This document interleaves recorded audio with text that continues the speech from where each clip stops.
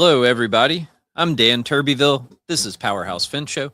This week, we're going to talk about, the title is Fence is the Product, Not the Business. So, there's not really going to be many answers in this episode. There's going to be a lot of questions, okay? And so I'm going to challenge the way that we think. And the purpose of it is simply to make you think, right? Because I don't know the answer to any of these questions that I'm posing. I just hope that somebody out there thinks about it and somebody comes up with the answer. So today we're going to talk about thinking outside the box. We're going to talk about, I don't know, systems, data. We're going to look at some historic stories, see what they did that was completely insane and revolutionary for their day. And then we'll paint a little bit of a picture about maybe this could work in the fence business. Maybe that could work. And that's what you have in store for you today. Hope you stick around. Hope you enjoy it. So we have a few sponsors here on the show. Memphis Fence Company, Simpalo Valgard Strategies Group, and we have some partners, Fence News, EZG Manufacturing, and the Thornton Fence Consulting Group. The links to all of our partners are in the description of the show. The link to our Make-A-Wish fundraiser is in the description. And there should be a link to the Emerging Fence Professional Facebook group up there as well. If you want an easy place to get in and start networking with some people and make some connections, that is a good place to start. I appreciate all of you being here. As always, thank you for tuning in. Thank you for listening. I have recently looked at the map of the world where all of our podcast downloads come from, and it's really crazy to see that people download this podcast all over the world. And that's insane. I just sit here and ramble on for an hour, I don't know, 45 minutes or an hour. And, people like to listen to it, or some people like to listen to it. And I appreciate those of you that do. If you have any ideas about anything that you want me to talk about, you want to be on the show, whatever that may be, there's a phone number on the bottom of the screen right now, 901-878-4987. Feel free to call that number, reach out through social media. However you get in touch with us, do that, and I'll be happy to talk to you. So with all of that, I'll say we've been doing some pretty cool stuff on Memphis Fence, the social media deal. So if you maybe want to go check it out, you might be something on there that gives you an idea of something you can do, right? I don't care if you follow it or not. I'm not asking you to do that because I want followers. I'm asking you to do that because there might be a good idea for something that you could do yourself. That's all. So let's get to the show now.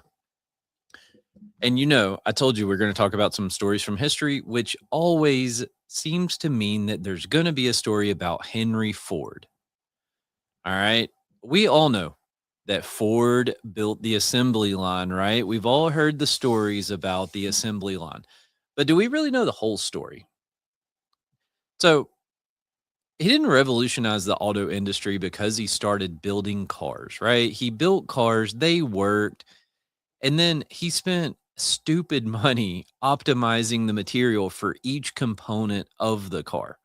And he looked at a way that they could balance the strength, the flexibility, the weight, all of those things of each part that went into the car.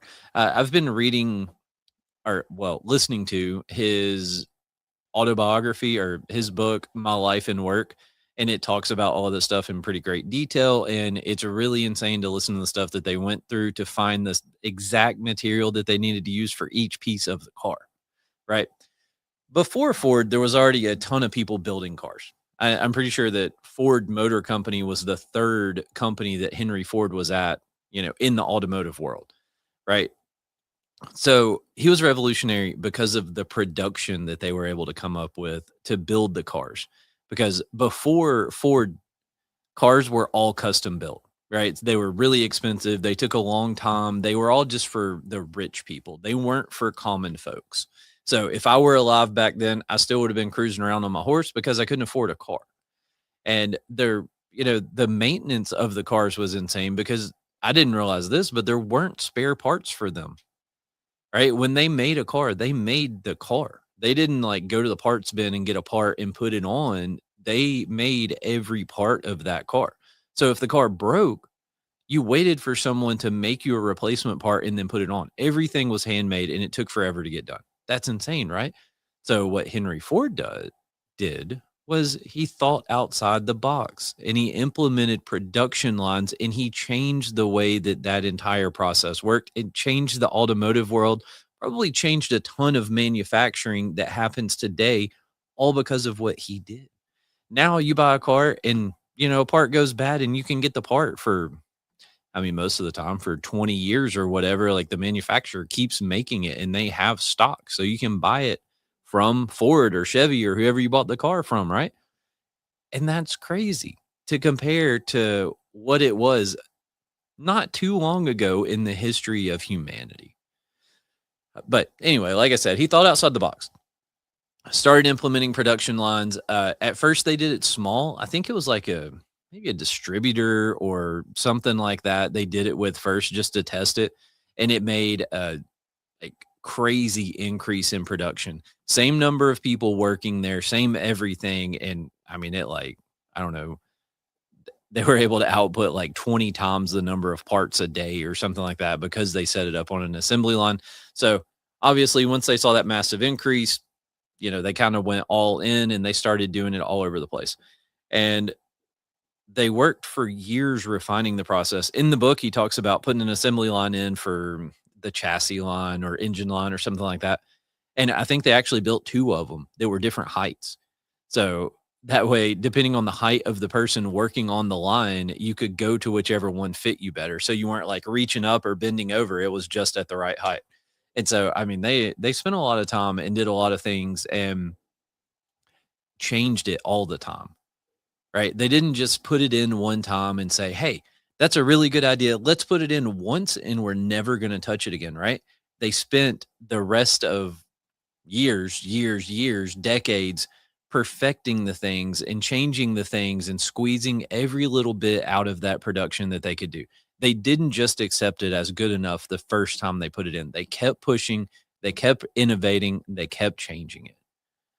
So, when we put something new in, just because we do it initially doesn't mean it's good enough forever, right? And the thing that you put in new 10 years ago, you probably need to be looking at it. Ford spent a ton of money, changed manufacturing. They did go on and wind up doing a ton of vertical integration too. Okay. This is going to show up a few times. Vertical integration. And I don't know how that works in the fence industry, but it shows up several times in these stories. And I think Ford even made the gas that went into the cars, right? They brought in crude oil and refined it and made it into gas and put it into their cars. And I'm pretty sure Ford had their own gas stations.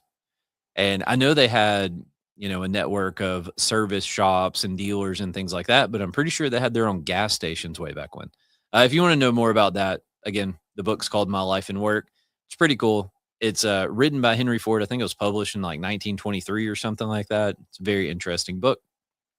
But there's story number one. So here's my question for this is what's that thing that somebody's going to figure out inside the fence industry? Okay. And we talk about technology today, and our brain is just so set to go to computers and apps and phones and tablets and like that type of technology, electronic technology and cloud based stuff and all of that, right? But like that wasn't the technology that Ford used, was it? That's not the technology that several other people that we're going to talk about today used. That is a technology, but it is not the technology. So, what can we use in the fence industry and revolutionize this industry?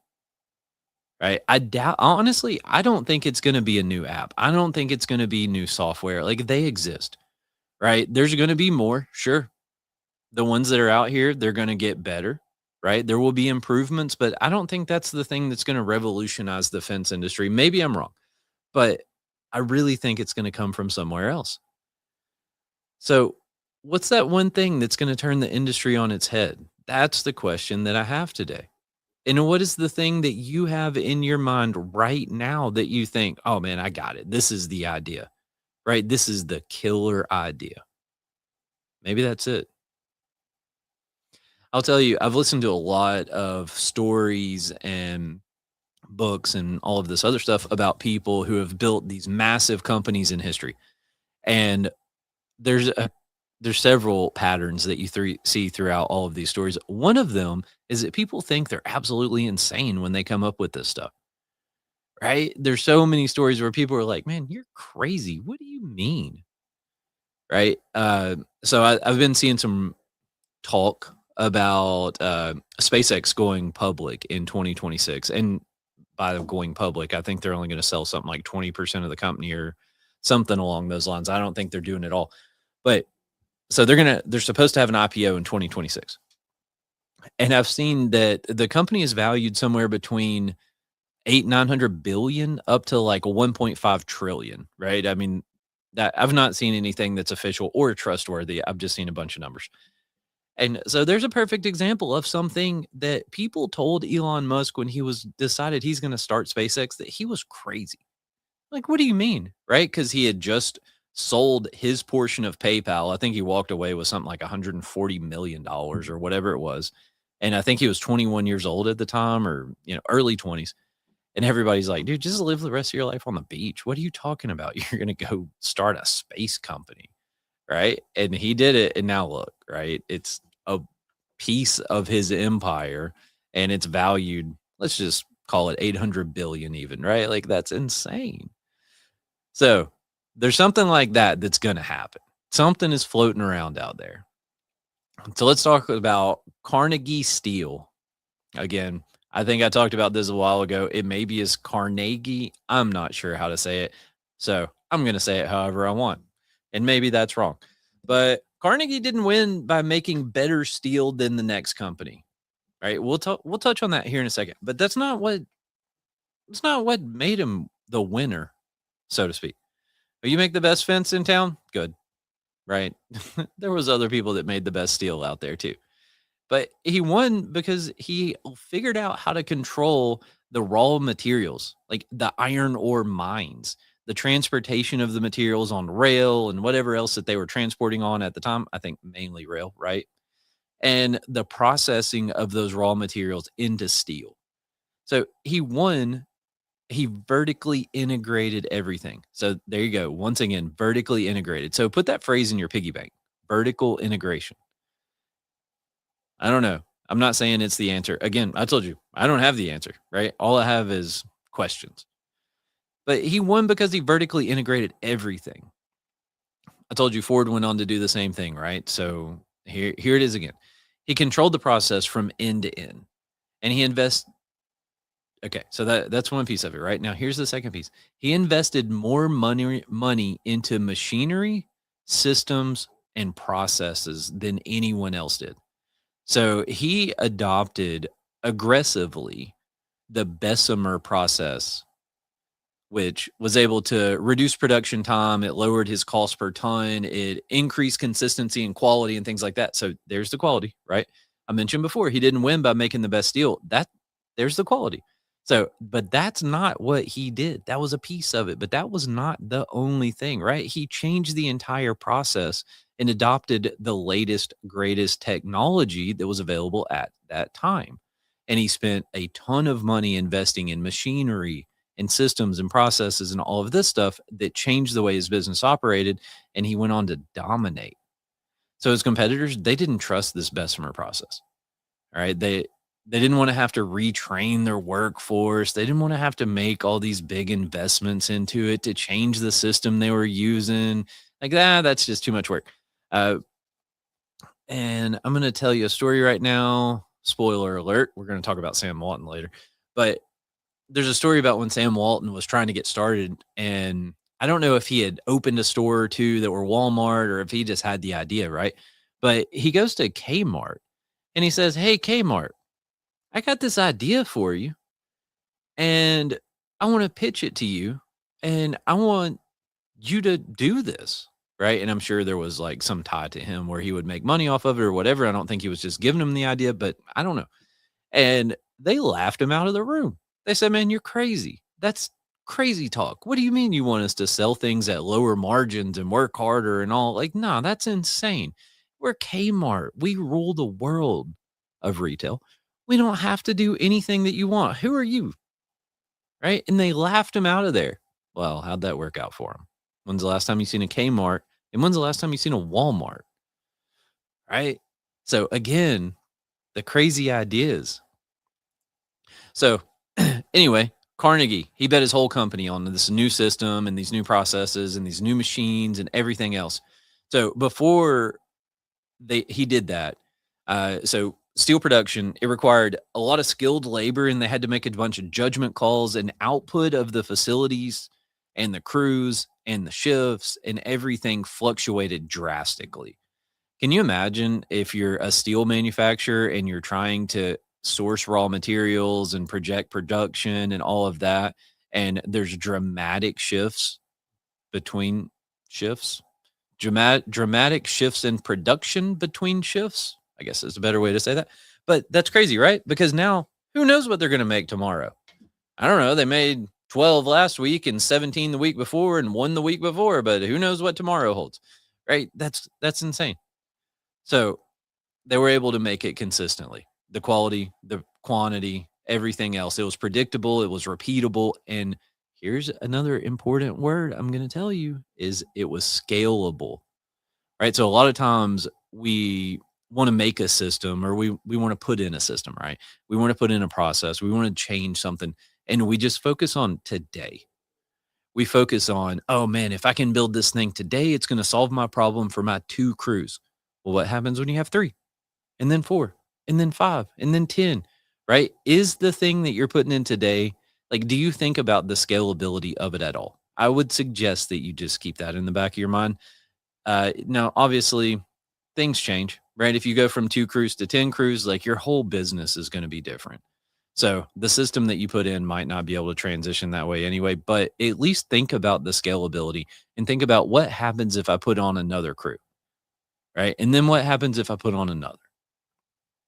So Carnegie saw this investment as a force multiplier, right? He was able to lower his labor costs. We already talked about the consistent output, the consistent quality. So the machinery and the process, that was the technology of his day. Again, it wasn't computers, it wasn't software, it wasn't any of that stuff that we think about today. It was the machinery. And then, he went on to dominate that industry. And I believe he's one of the big dogs that were broken up by antitrust laws and dominated the steel industry. It's so if you don't know much about that, what was there was a show, I think it was like a History Channel show or Discovery Channel or whatever, and it was like, the men that built America or whatever kind of thing, and I think it had him on it. And I would definitely suggest watching those because it's pretty crazy to hear the stories of what those guys did back in those days. They were freaking ruthless and they did a lot of crazy stuff, but they dominated their industries. Drink time.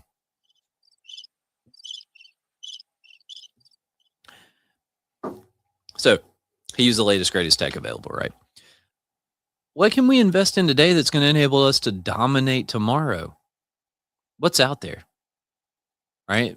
Is there some new process, some new machine, some new something else that we can heavily invest in today that nobody else is doing or very few people are doing that's going to completely revolutionize this industry, our business, our region, whatever that is? Right? What's that thing? What can we invest in?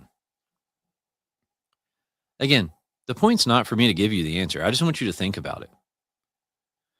And if you look all through history, you'll see the same thing repeats itself over and over and over. And Warren Buffett, he wore so he walked into Berkshire Hathaway, which was a textile mill, and he says, "Hey, I've been thinking maybe tomorrow we'll sell insurance."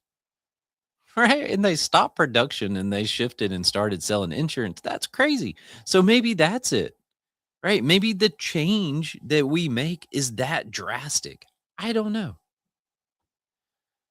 But whatever's going to dominate 10, 15, 20, 2, 5 years down the road, it's not being used today, right? Or it doesn't exist today, or it's very scarce today. it's not widespread, right? So don't go look at what there's 800 other fence companies in the world that are doing this thing. I don't think that's the thing that we're looking for. Because if everybody's doing it, it's not going to be the thing that makes you dominate. But look forward because the next thing is not the last thing. It's a pretty profound quote right there. I'm sure somebody wrote that down. The next thing is not the last thing. Whatever's going to happen in the future is not what's happened in the past, right? The I know, I tell you, look at history, right? Look at history. But yeah, I don't mean go look at exactly what somebody did. I mean conceptually, okay? The world's changing around us and we have to be aware of that and you have to realize it's changing and you got to look forward and you got to be looking for the next thing, right? There don't rest on your laurels, right? Don't be comfortable, don't be Kmart, right? Don't laugh Sam Walton out of the room when he walks in with a different idea. You got to think about it and you got to look forward. Don't be Blockbuster when they said, no, we're not buying Netflix. Why? We dominate this world, right? Again, like I told you, time and time and time again, these things repeat themselves. Look at them.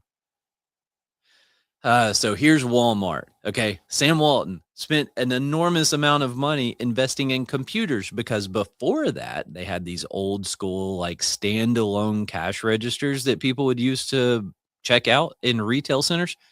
They didn't have the fancy computers and all of that stuff like we have today, right? I find myself in the spot, maybe some of you can relate, where it's hard for me to think that something didn't exist. When I hear these stories about Ford, it's hard for me to realize that before Ford, cars were an extremely expensive, custom made, handmade piece of machinery, right? There was not an array of parts available. You couldn't just go down to your local shop and say, hey, replace this and that and get on your way, right? It didn't happen like that. You had to have machinists. They had to machine the parts to replace on your car. Like that's so crazy to think about because we just take the system and the stuff that we have in place today so for granted that we don't realize what it was like before. Same thing with Sam Walton, right? There wasn't the computer systems and all of that stuff like we have today when he did this. And so he put in new computers and I think, okay, I'm gonna say that I think at the time he had built some Walmarts, he had a distribution center, but he would not go outside of a certain radius from that distribution center because it was too hard to control, right? If it got too big and got too far away, it was too hard to control, and they didn't have a good way of collecting all the data and getting it back. There wasn't emails, there wasn't cell phones, there wasn't any of this stuff back then, right? So he kept it very controlled, and they put in these computers, and they put in this network, okay? They built their own internet, basically, and what happened was the computers could track the inventory. So now they could see what every store was selling, and they could see what they had in their distribution center. So what they learned was where they needed inventory. Do you need more in the store? Which store? How many do you need? How many are you gonna sell next week?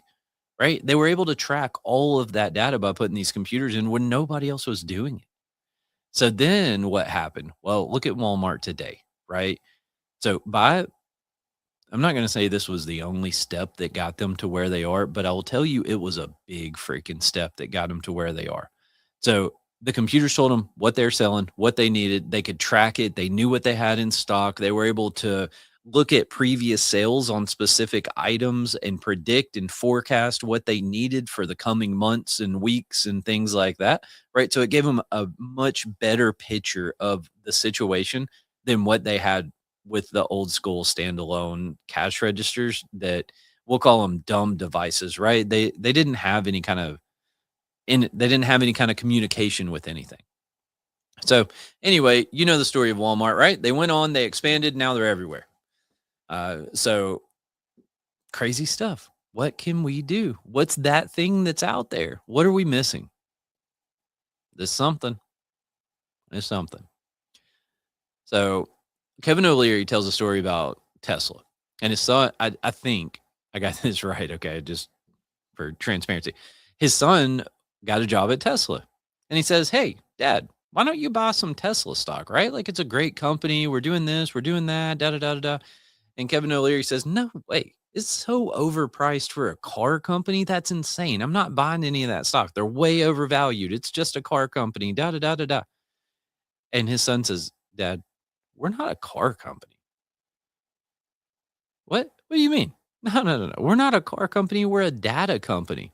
We just happen to sell cars, right? That's crazy. So every Tesla that's out there on the road, guess what it's doing? It's collecting data about every single mile that it's driving, and it's sending that data back to Tesla. So data is their business. They just sell cars too. Now what's happening with that data, right? This wasn't in Kevin O'Leary's story because this was before any of that. But what's happening with that data now? They're building a robot, right? And so you don't think all the data that's been collected over the millions and millions of miles that Teslas have driven on the road, you don't think that's being fed into the robots and used to build the AI systems that are in those? Come on now, right? They collected the data and now they're using the data for something else. So let me throw out this crazy hypothetical. How much of us are collecting that data? And I mean like down in the weeds kind of data. Right? I don't mean we're job costing. I don't mean we're checking our overhead and looking at P&Ls. I mean we're in the weeds with production times. So what if you could sell that data? Right? What if you could sell the data for the time that it takes to install a fence, this type of fence in these conditions? Here's the quantity, here's the layout, da da da da da. Give it all the variables, right? And it tells you how long it's going to take to install that job. What if you could sell that? Would it be worth something? Who would buy it? Right? I've been talking about the mechanic shop, right? Where you take your car down there and you say, "Hey, I need you to replace these 3 cars." And they're like, "All right, that'll be $1,874.16." How do you think they come up with that? You think there's some people in the back room that sit there and scratch their head and use a calculator and they're like, "Oh man, I think it's going to take us about, you know, 2 days, 17 hours and 43 minutes." No. No, they don't. They all pay for the data. So they pay to have access to databases that tell them exactly how long it takes to install every part on the car, and it tells them how much to charge for it. Now, is it always 100% accurate? No, right? Because the people that the data was that collected, entered the data are not the same as the people doing the work, right? So, I mean, it's not 100% accurate, but what it does is it lets them know how much time it takes to do everything, and it gets them pretty close. So, can we do that? Is there somebody in the fence world that's going to do that and say, "Hey, here's your data. Okay, we've tracked the exact time that it takes to do this on 463 jobs all across the country in all different conditions and temperatures and ground types and everything else. Here is how long it takes." Maybe. All right, I don't know. Again, I don't have the answers. I just have the questions. You know what Starbucks is? You know, hmm, you know what Starbucks is? It's that place you can go all around the world and you get the same cup of coffee in the same environment, right? That's what it is? Well, let me tell you, Starbucks is the world's largest unregulated bank. Yeah, that's crazy, right? So, when you have the Starbucks app and you go in there and it's like, "Oh, you get double rewards if you use money off of a gift card instead of paying with your credit card." And you go, "Oh man, that's awesome. I can get double rewards.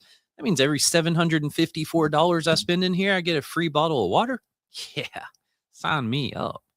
Right? So you put your 20 bucks on there and then you go buy your coffee. What happens with the rest of that 20 bucks?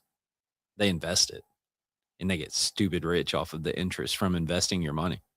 And they are completely they're not regulated like a bank or anything else. They do what they want with the money, right? I don't even know if they tell you, right? They just do it. That's crazy. But you know what? You know what they had? They had the tech to do it, right? They built an app that does that, and they have the infrastructure in place to where they can do that. It's insane what kind of stuff exists in the world and what people have thought up. You ever thought up something that you tried? You went out and you're like, "Man, I have this brilliant idea." And you talk to your buddies about it and they're like, "Yeah, yeah, yeah, that's a great idea." Well, I'm not saying that means it's wrong, but let me just say that might be a red flag, right? Because I don't know. I just see a lot of stuff that's happened in the past, and people are told that their idea is completely insane by everyone. And then they go do it and it works out. So, but anyway, you ever had an idea?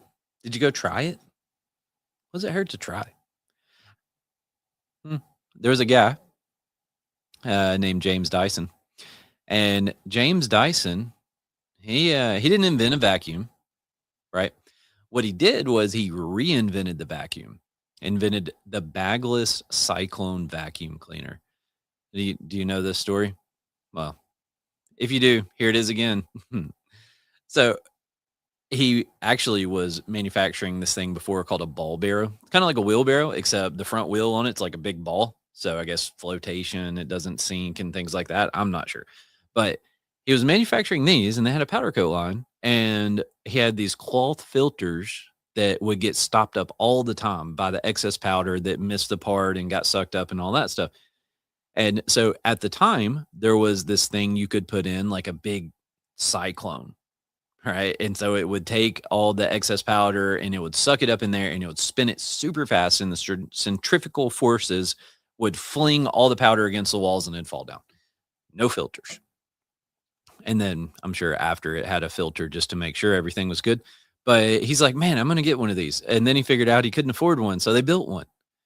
And then he went home and he started vacuuming and he had a little light on his vacuum cleaner. It says bags full, and he loses suction.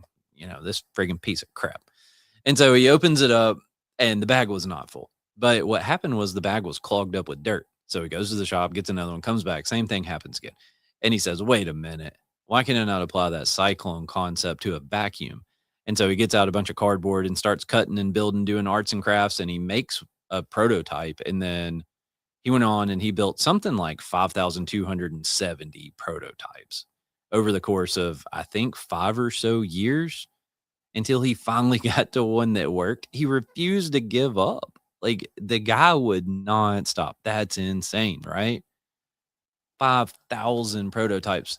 Maybe you know the story of Edison. It's a pretty famous one where he was trying to build a light bulb and he was interviewed and they said, "Are you ever going to just give up on this idea? You've made 927 of them and they all suck." And he's like, "No, no, no, no, no. All I've done is figured out 927 ways that didn't work. I now only need to find one that does." So, same thing for us. All right. You tried something crazy, it didn't work, you gave up. Well, maybe you didn't stick with it long enough. Maybe you need to try it a different way. Try a different approach, try a different thing, whatever that is. There's something out there that's gonna happen. It's gonna change this industry. What's it gonna be? Right? Maybe it's a thing you provide to fence companies. Maybe it's a thing that fence companies start doing. Maybe the fence company down the road from you is going to start doing it and they're going to explode and they're going to dominate and nobody else is going to be able to sell anything. What is that thing? Don't give up. Keep going. Oh, what I thought was kind of interesting about this is Dyson now owns one of the largest private companies in the world. They're not public. And they, man, what was I going to say? One of the largest companies. Oh, I talked about Tesla, right? So, did you know Dyson decided they were going to build an electric car? And you can go look it up. Just go Google Dyson electric car and you'll see it. Pretty cool looking car, actually. It looks nice. And they built one that will move, but it only moves super slow. And so you can like get in it and go 2 miles an hour or something like that, but you can't actually drive it. So, what he said, what he figured out was building an electric car is stupid expensive, right? Because all of the electronics that are in there are stupid expensive. You got electronics for the battery, crazy expensive. Electronics for the motors, crazy expensive. Electronics for the AC, crazy expensive. Everything. Actually, so one of the things that Dyson's super proud of is their electric motors because apparently they built them that are smaller, spin faster, more efficient, all of this than anybody else in the world was doing. And I think they sell like 30 million of those motors a year. Right. So if fence is the product, not the business, well, think about that. Dyson vacuums are the product. not the business, right? Their business is motors, and they just so happen to put them in vacuums, blow dryers, air filtration, fans, all of these other things that they sell all have electric motors in them. And that's why they thought they could make electric cars. They're like, hey, we make really good motors. We're already moving air. We're heating it. We're cooling it. We're filtering it. We're doing all these things. We're developing batteries. Like, let's build a car. Yeah, they tried. Didn't work. He said he'd spent 750 million. Seemed like a good time to pause for a drink and let that sit in for a second.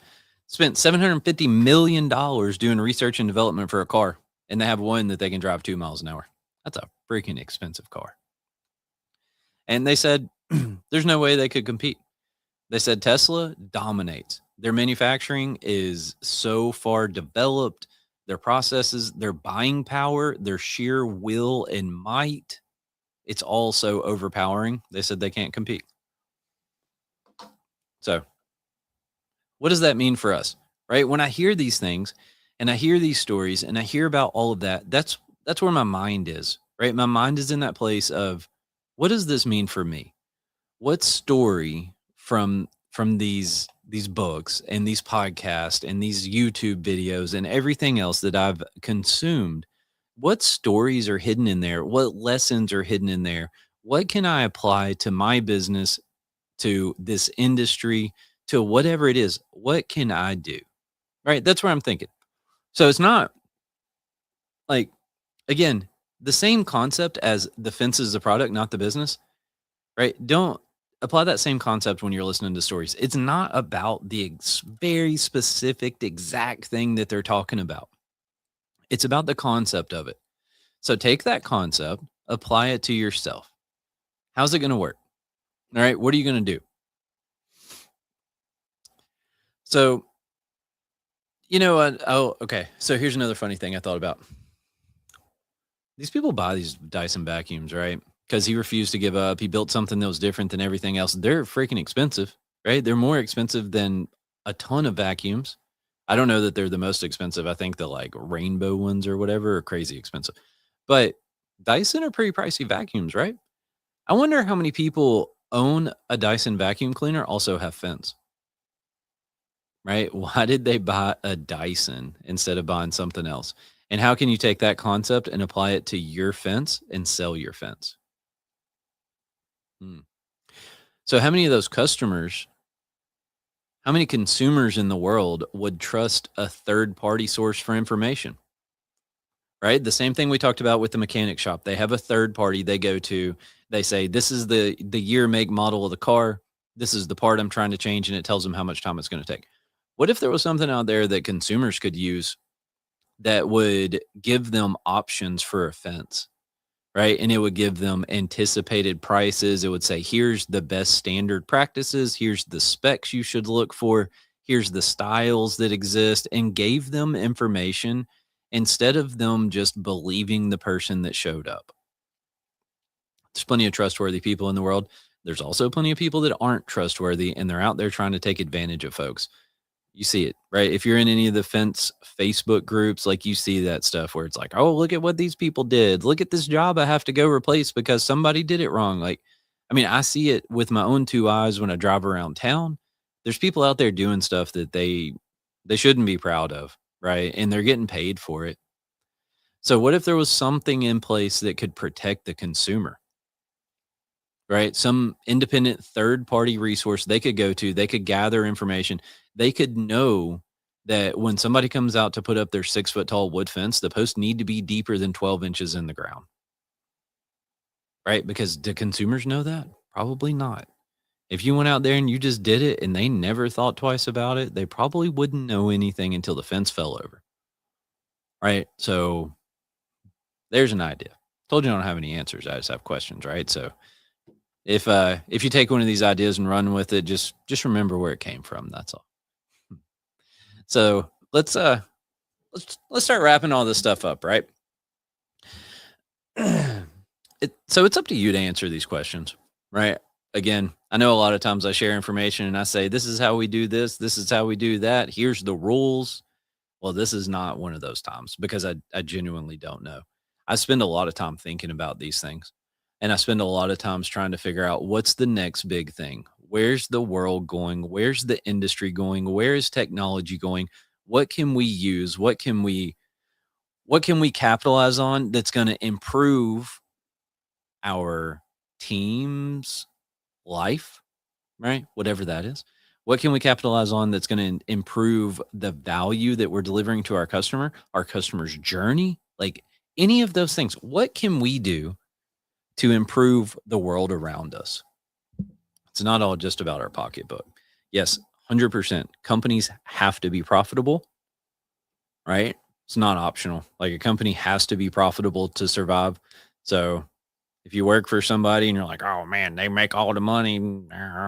Well, they gotta make money, right? Because when the truck breaks down and they have to pay to repair it, and when they need a new truck and you need a new trailer and you need new tools and all, that all comes from the profit, right? So companies have to be profitable to survive. Uh, Carnegie invested a ton of money in changing the way that he processed steel, right? Doing vertical integration, all of that stuff came from profits. Ford spent a ton of money. All of it came from profits. All of these people, right? Everything that they've done, all the systems and everything else that they've implemented has all come from profits. It's essential. It's got to happen.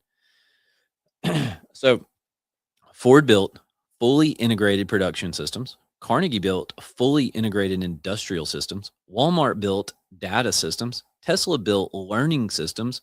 Starbucks built a sneaky banking system. And Dyson never gave up. I like that. I like that little recap, right? That's just like a super short snippet from every one of these stories that I told. That's cool. Um, yeah. So I talked about Sam Walton a few times in episodes before. And one of the things that I remember from Sam Walton is I'm pretty sure at one point they owned the largest private satellite network in the world. Again, that was before the internet existed, right? And they had to have it for their stores and distribution centers and headquarters and all that stuff to communicate. People have done impressive things. People have done amazing things that you think about now and you go, that's crazy. All right. I mean, me, just within the past few years, I built Simpala. I hired developers, paid a boatload of money for them to make it. And I think my development cost has reduced somewhere around 75% since then. Right. And that's just been within the past few years, right? Because of AI and the tools that are available now, they don't take everything out of it. Like you still need to know what you're doing. It is just a tool that makes it more efficient as of today. Now that's maybe going to change tomorrow, but it's crazy how fast that stuff is changing, right? To see a 75% reduction in cost in 2, 3 years, that's insane, right? Well, that's what's happened. And it's going to continue to happen. So where where does that fit in with you? Right? Who's going to dominate in 5, 10, 15 years? Who's going to revolutionize the fence industry? And I don't know where that is. Again, I want to be clear. I don't know if that happens at an installer level, a manufacturer level, a distribution level. I don't know where it happens, but it happens somewhere. So who's going to discover the real business behind the fence? So whoever they are, whatever they do, they will understand that fence is the product and not the business. They will understand, they will find the real business and they're going to go get it. And I hope it's you. And I hope you come back here and I hope you call me in 5, 10, 15 years and I hope you tell me the story. I'll see you next week.